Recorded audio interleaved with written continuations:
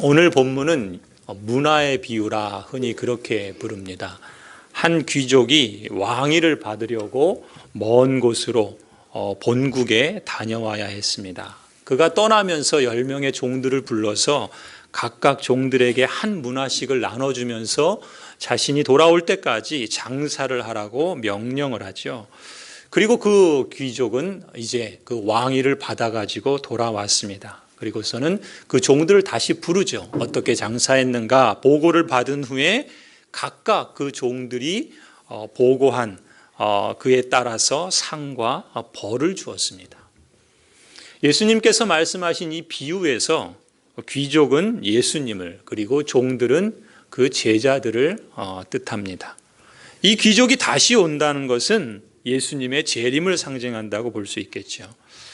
그런데 그 귀족이 떠났다가 다시 온다, 다시 돌아오기까지의 기간이 있지 않습니까?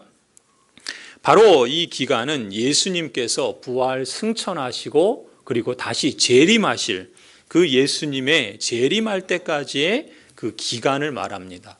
말하자면 지금 우리가 살고 있는 이 시대도 바로 이 기간 중에 속해 있다고 말할 수 있죠. 그래서 이 시기를 대개 중간 시기다. 곧 예수님이 이 땅에 오시고 또 십자가에서 죽으시고 부활하시고 승천하신 이후에 성령께서 강림하시고 그리고 이제 예수 그리스도께서 다시 재림하실 그때까지의 기간이 있다라는 그런 의미지요. 그런데 그 기간 동안 이제 이 귀족은 종들에게 일을 맡기지 않습니까? 그리고 그 종들이 장사를 어떤 식으로 했는지에 따라서 평가를 하고 그 평가에 따라서 상과 벌을 주신다라고 하는데, 이것은 곧 오늘 우리 신자들에게 그대로 적용되는 그런 말씀이라고 볼 수 있습니다. 그렇다면 이 문화의 비유가 교훈하는 바가 무엇인가? 예수님께서 지금 승천하시고 이제 세상을 심판하실 왕으로서 다시 재림하실 것입니다. 그 재림하실 때까지 이 중간 시기를 살아가는 신자가 우리의 인생 여정에서 주님께서는 우리의 인생 여정 중에 무엇을 가장 중요하게 보시는가? 우리는 신자로서 이 인생 여정 속에서 가장 중점을 두어야 할 것이 무엇인가라는 것을 교훈하는 비유가 바로 문화의 비유라고 볼 수 있습니다. 이 문화의 비유는 우리가 알고 있는 달란트 비유와 비슷하죠. 이 달란트 비유도 그렇고 이 문화의 비유도 그렇고 얼핏 보면 이렇게 이해할 수 있습니다. 한 문화를 맡겼죠. 그래서 그 맡긴 한 문화를 가지고 장사를 잘해서 10문화를 남기면 10고을을 다스리는 그러한 상을 받게 되고, 또 한 문화로 5문화를 남기면 또 5고을을 다스리는 그런 상을 받으니까 우리가 신자로서 하나님께서 우리에게 주신 은사를 잘 발휘해서 우리가 가급적 많은 열매를 맺자, 이렇게 해석을 하곤 하지요. 아마 여러분 중에도 이렇게 이해하시는 분들도 계실 겁니다. 물론 이렇게 이해하는 것도 일리가 있습니다. 내게 주신 그 은사로 우리가 충성되게 헌신해서 가급적 많은 성과를 맺으면 그러면 좋은 점이 있겠지요. 하지만 오늘 본문에서 주님께서 강조하시는 그 포인트는 조금 다릅니다.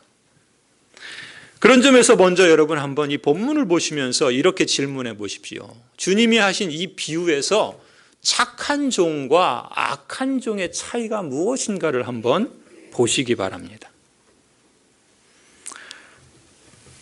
달리 질문하면 이런 겁니다. 하나님의 시각에서 어떤 사람은 상 받는 신자요? 어떤 사람은 벌 받는 신자인가? 그 차이가 무엇인가 하는 질문인 것입니다. 먼저 우리가 주목할 것은 이제 주인이 첫 번째 종에게 칭찬하는 말을 좀 볼 필요가 있겠죠. 17절을 한번 보시기 바랍니다.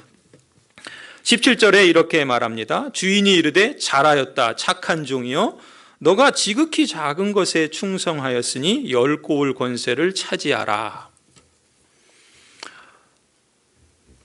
이 착한 종, 이 사람 첫 번째 종을 착한 종이라고 부르는 근거가 지금 이 17절에 소개되고 있죠. 그 근거를 뭐라고 말합니까? 그렇죠. 지극히 작은 것에 충성했다라는 것을 근거로 착한 종이다 이렇게 주님이 부르는 것을 볼 수가 있습니다. 그러니까 주인이 돌아와서 이 종들을 각각 평가하는데 주인이 볼 때 그 종들에게 가장 주목할 만한 핵심이 무엇인가? 그가 작은 것에 충성했다는 것이죠. 그건 무슨 얘기인가 하면은 그 종이 남긴 결과가 얼마나 크냐? 주인은 그것에 초점을 둔 것이 아니라 그 종이 보인 충성, 다시 말하면 신실함이 관건이라는 것입니다. 주인은 그의 그 결과, 그가 얼마나 크고 얼마나 많은 성과와 업적을 남겼느냐, 그것을 주목한 것이 아니라 그의 충성됨, 그의 신실함. 그래서 영어 성경에서는 이것을 작은 일에 대해서, 아주 작은 일에 대해서 신실했다 이렇게 표현을 합니다. 착한 종이라 부르는 근거가 무엇인가? 바로 그 종이 남긴 결과가 아니라 그 종이 보인 신실함, 충성이라는 것입니다. 우리식으로 표현하면 양은 선택이고요, 질이 필수입니다. 다시 말씀드리면 주인에 대해서 이 종이 가진 마음과 그 태도가 관건이라는 것이죠. 실제로 그런가? 이 사실을 악한 종이라고 평가받은 이 세 번째 종의 경우와 대조해 보면은 그것이 더욱 확연하게 드러납니다. 22절을 한번 보십시오. 22절. 우리 같이 한번 읽어보겠습니다. 22절 읽겠습니다. 시작. 주인이 이르되 악한 종아, 내가 네 말로 너를 심판하노니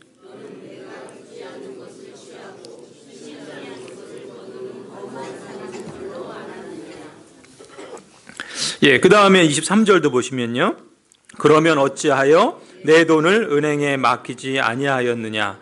그리하였으면 내가 와서 그 이자와 함께 그 돈을 찾았으리라 하고, 여러분 지금 이 세 번째 종을 주님께서 악한 종이라고 부르는 그 평가의 이유를 한번 보십시오. 지금 예수님이 악한 종이라고 평가한 이유는요, 그가 많은 이윤을 남기지 못해서가 아닙니다. 무엇 때문입니까? 이 종이 그 주인에 대해서 가졌던 마음, 그리고 그 마음에서 비롯된 태도, 이 주인에 대한 마음과 그 태도 때문에 악한 종이라고 부른다는 것입니다.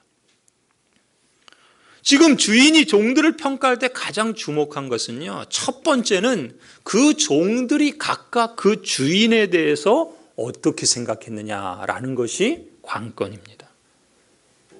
다시 말씀드려서 착한 종은 어땠습니까? 왜 착한 종이라 부르는가? 주인을 자신이 신의를 지키고 충성해야 할 존재로 받아들인 거죠. 반면에 악한 종은요, 주인을 엄하고 무서운 존재로 생각했던 것입니다.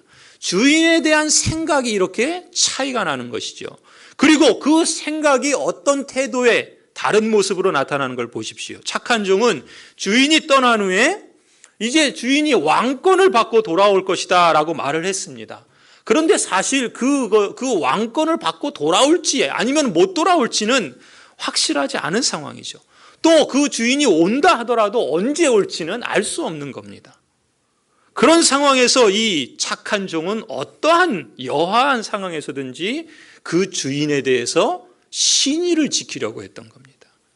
그래서 자신이 맡은 그 한 문화를 가지고 성실하고 책임 있게 일하고 순종하는 것, 그런 반응을 보인 것은 그 주인에 대한 신의를 지키는 태도로 나타났던 것이죠.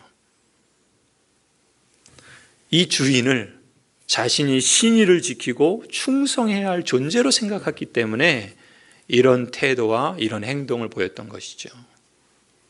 이 착한 종은요, 이렇게 생각한 것이죠. 자신의 인생은 이제 그 주인이 오실 날을 기다리면서 그 주인이 지금 있든 없든 그 주인이 지금 자신의 그 앞에 있다라고 하는 그런 의식을 가지고서 마치 그 주인이 자신의 앞에 계실 때처럼 그 주인에게 신의를 지키고 온 마음을 그 주인에게 드렸다는 것입니다. 여러분, 그런 마음을 갖고 있는 사람이 어떻게 살겠습니까?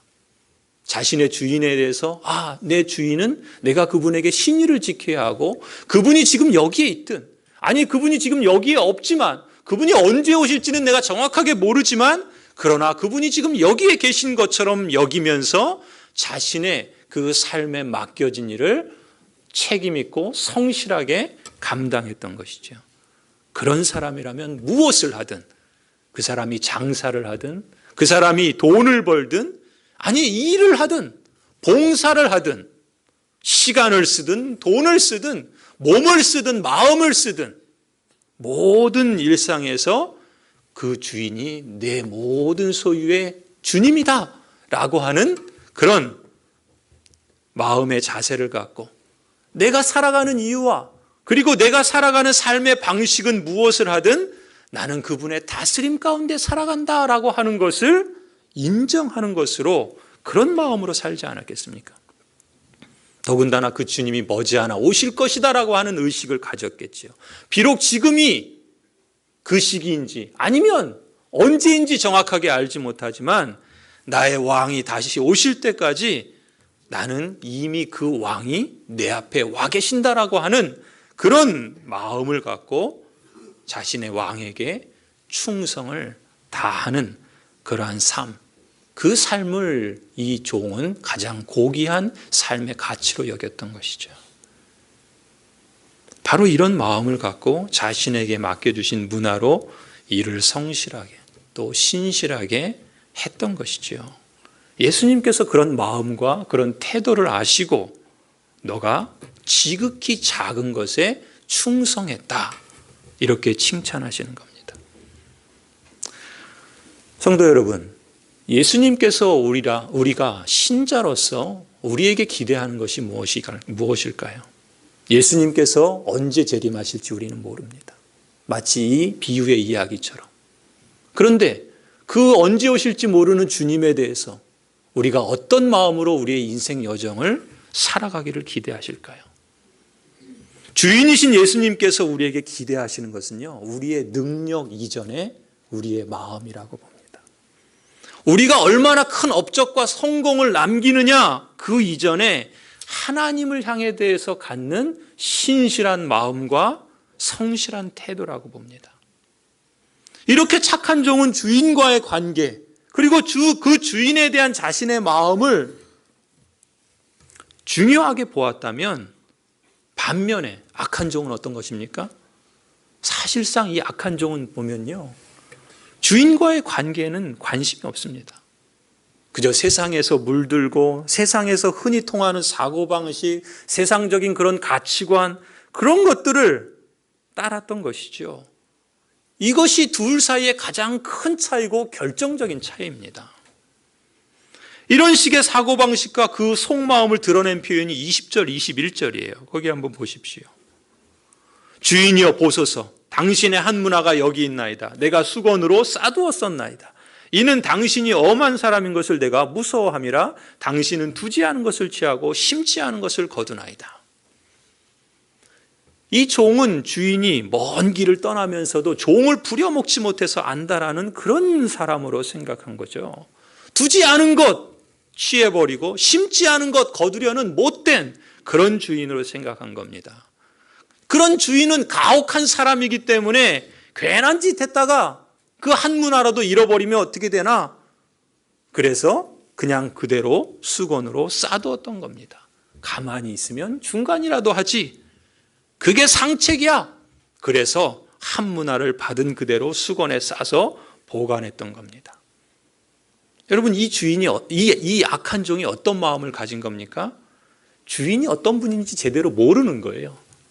그리고 그 주인의 의중이 무엇인지 관심을 두지 않은 겁니다. 그래서 입으로는 주인이라고 부르지만 사실상 이 악한 종은 자기 주인을 무시하고 있는 겁니다.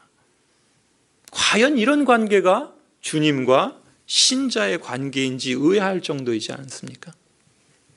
사실상 이 악한 사람은 세상 사람과 별반 차이 없는 사고방식을 갖고 살아간 것이죠. 이런 식의 사고방식과 태도를 가진 사람을 두고 주님께서 뭐라고 하십니까? 22절에 악한 종아, 내가 너 말로 너를 심판한다. 무슨 얘기입니까? 이 사람이 갖고 있는 말은 뭐예요? 그 사람의 마음에 품은 생각이죠. 주님에 대해서 주님이 어떤 분이라고 생각하고 있는지, 그런 생각에 의해서 그의 삶의 태도는 이렇게 나타났던 것입니다. 주님은 그의 말과 그 마음에 품은 사고방식을 두고서 이 종을 악한 종이라고 평가하는 겁니다. 성도 여러분, 만일 우리가 이 문화의 비유를 읽으면서 10문화를 남기고 5문화를 남겼다는 것에 초점을 두고 이해하게 되면은요, 자연스럽게 우리는 선교를 해도 얼마나 많은 열매를 맺었느냐, 또 전도를 해도 얼마나 많은 영혼을 구원했느냐, 은사를 말하면 얼마나 많은 사람에게 능력을 나타내고 치유를 행했느냐, 자꾸 어떤 업적과 성공과 결과에 치중하기가 쉽습니다. 그렇다면 예수님의 제자들이 지금 사실 예루살렘으로 가면서 제자들이 어떤 모습을 보입니까? 서로 경쟁해요. 무슨 경쟁합니까? 누가, 자기들끼리 그 중에 누가 더 큰가? 그걸 경쟁하는 겁니다. 키재기를 하는 거예요. 그래서 자신이 더 돋보이려고 합니다. 그래서 저 사람보다 내가 더 많은 열매를 맺었다든지, 영적으로 좀 더 나아 보인다든지, 능력이 있다든지, 그러면 한없이 교만해하고 한없이 자랑하는 겁니다. 그런 걸 하나님 나라의 능력이라고 추구한다면 지금 이 제자들이 예루살렘으로 가는 도중에 누가 더 큰가 키재기를 하면서 다투었던 그런 못난 제자들과 다를 게 뭐가 있겠습니까? 심지어 야고보와 요한은 어떻게 합니까? 이 형제는 예수님에게 몰래 청탁하지 않습니까? 예수님께서 예루살렘에 이르러서 하나님 나라가 임하거든 예수님의 좌편 우편에 자신들을 앉혀달라고 청탁을 하는 참 얄미운, 그러면서도 어리석은 이 사람들과 다를 게 없겠죠. 사실상 이런 사고방식은요, 비록 그걸 표현하는 것이 교회고 종교활동이라는 점만 다를 뿐이지, 그 사고방식과 행동은 세상적인 욕심, 경쟁과 성공, 만몬주의, 이런 걸 통해서 얻고자 하는 세상 사람들과 그들의 목적과 다를 바가 없습니다. 예수님은 이걸 두고 악하다고 평가하는 겁니다. 결국 이런 종의, 이 악한 종의 사고방식, 그리고 그가 갖고 있는 마음의 동기, 그리고 그 태도, 그것을 보고서 주님께서는 상은 고사하고 벌을 받게 될 것이라고 말씀하시는 거죠. 일찍이 예수님께서 누가복음 16장에서 이렇게 말씀하셨습니다. 너희는 하나님과 재물을 겸하여 섬길 수 없느니라. 마태복음 6장 21절에도 이렇게 말씀하십니다. 내 보물 있는 그곳에 내 마음도 있느니라. 여러분, 예수님이 왜 이런 말씀을 하셨을까요? 이것은 예수님이 비단 돈 문제에 국한해서 하신 말씀이 아닙니다. 이 말씀은 더 근본적으로 너의 마음의 중심이 어디 있느냐, 그것을 꿰뚫어서 하신 말씀입니다. 너에게 하나님, 나는 정말 중요한 존재냐? 너가 정말 중요하게 여기는 게 뭐냐? 하나님과의 관계 속에서 그 예수님을, 그 주님을 주인으로 인정하면서 그분이 오실 것을 기다리면서 그분이 맡기신 그 삶에 대해서 성실과 신실함으로 사느냐? 아니면 너 자신의 욕망과 세상의 사고방식을 그저 그렇게 따라가면서 세상적인 업적과 성공을, 결과를 위해서 사는 삶이냐? 예수님이 지금 이걸 물으시는 게 아니겠습니까? 사실 오늘 우리가 읽은 이 11절 말씀처럼요, 예수님이 이 비유를 하신 이유가 있습니다. 의도가 있습니다. 그것은 제자들의 잘못된 기대, 그것을 바로잡아 주기 위해서였습니다. 제자들은 한결같이 어떤 생각을 갖고 있었는가? 예루살렘이 가까이 오니까 이제 예수님이 하나님 나라의 왕이 되시면 자신들이 한 자리 차지하고, 그래서 그것을 먼저 얻기 위해서 서로 경쟁하고 다투고 있었던 겁니다.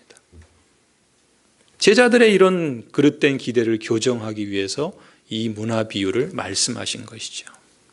성도 여러분, 우리가 믿는 우리 하나님 아버지는 이 모든 만물을 지으시고 또 모든 만물의 창조주요 또 섭리하시는 그런 분이시지 않습니까? 모든 것을 다 소유하신 분입니다. 그런 주인이 여전히 부족한 게 있어서 우리에게 뭔가를 더 채우라는 식으로 우리의 인생 여정을 통해서 능력과 결과와 성공과 또 어떤 그런 외적인 것들을 요구하는 것이 아니라는 것이죠. 하나님은 우리에게 끊임없이 우리의 마음을 원하신다는 것을 기억해야 합니다. 하나님은 많은 성취와 업적과 성공을 우리에게 원하시는 것이 아니라 우리 마음이 오직 하나님, 그 하나님만을 진정한 주인으로 인정하면서 살기를 원하신다는 것이죠.